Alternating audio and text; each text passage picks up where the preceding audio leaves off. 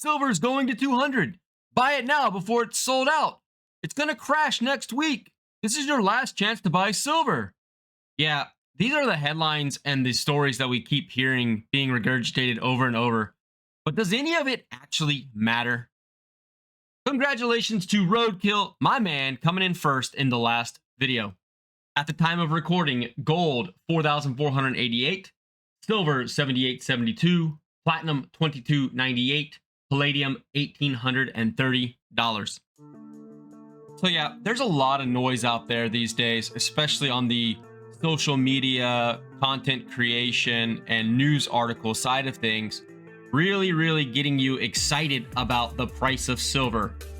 They have you checking in constantly throughout the day to see what is it doing. Is it up? Is it down? Is it a 5% move or is it a 1% move? It's really exciting. The thing is that it creates a lot of static noise that can disrupt your thinking and get you off your game.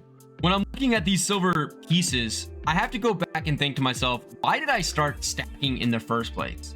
And I have to admit, I'm not invulnerable to these market changes and this velocity of change that silver prices are doing.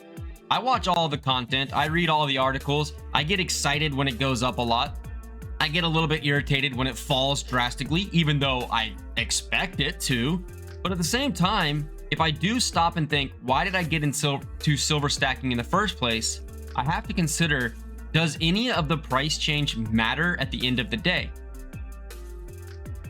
And for me, really, I think the answer to that is no, it shouldn't. I have found myself getting excited with the FOMO of everything that everybody's talking about and going out and buying or making a purchase online or going to a local coin shop and spending money just because I was thinking to myself that it's going to bounce up another $10, $15 in a week or two, and therefore I might as well buy it now before it goes up.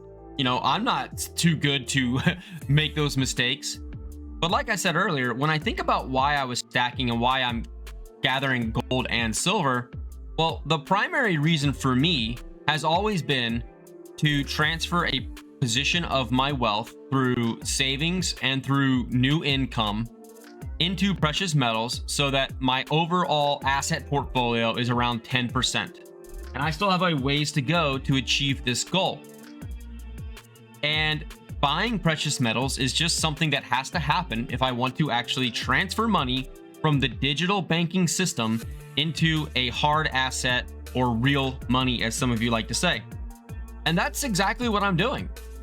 And at the end of the day, quote unquote, spending money is really just transferring one asset type, you know, in this terms, fiat cash dollars, into another asset type, which is gold, silver, and platinum.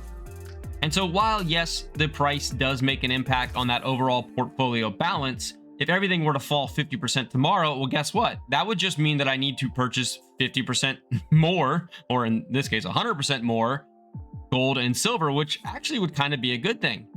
However, if prices continue to increase to $100 or $200, well, a lot of that portfolio balancing would just happen on its own, and I could take my foot off the gas and not have to worry about buying as much, which either situation works out fine for me with my current goals and plan. So really, what I need to do then is just ignore the noise, ride out the storm. Don't get stressed out when everybody's telling me that silver will no longer be available. Let's be real with ourselves, guys. Silver and gold will always be available at the retail level.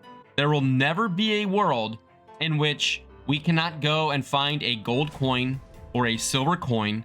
There will never be a world in which we cannot find a 10-ounce bar or a 1-ounce round, right? Sure, there may be periods of time, short periods of time, where we have to wait for something to be available, or we have to wait for something to come down to the price that we like. But you know what? It's going to be okay. It's okay if I don't get everything I want in the instantaneous moment that I want it, because I've been influenced by somebody who has a large platform and a loud voice. It's okay to have my goals and to do things and make transactions that go against the current quote unquote, you know, acceptable way to purchase gold and silver, or because somebody else tells me I should be buying 1-ounce American Silver Eagles, and then somebody else says I should be buying 90% constitutional silver. I don't have to flip-flop what I do. I don't have to follow every single person's advice. I can just stick to my strategy, stick to my guns, feel confident, and I don't need to worry about the price change every single day.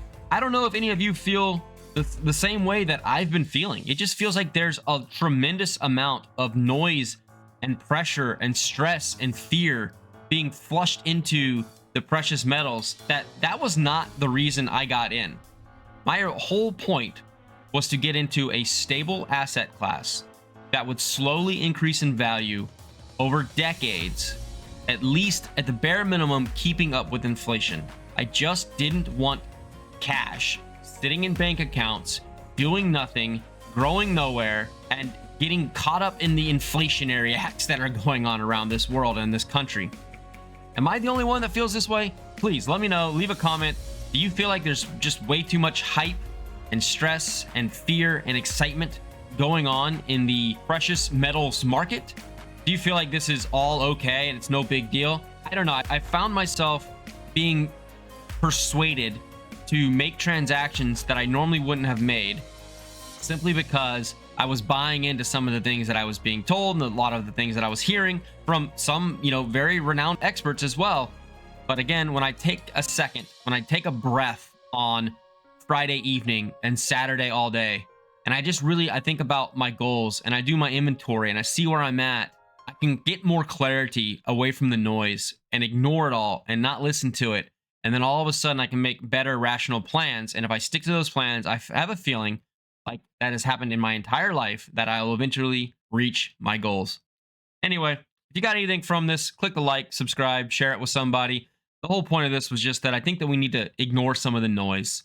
We need to stick to our guns, be patient, don't compare ourselves to others, and just have fun enjoying this hobby, which is feeling a little chaotic these days. Thanks so much, and I'll see you guys on the next one. God bless. Peace out.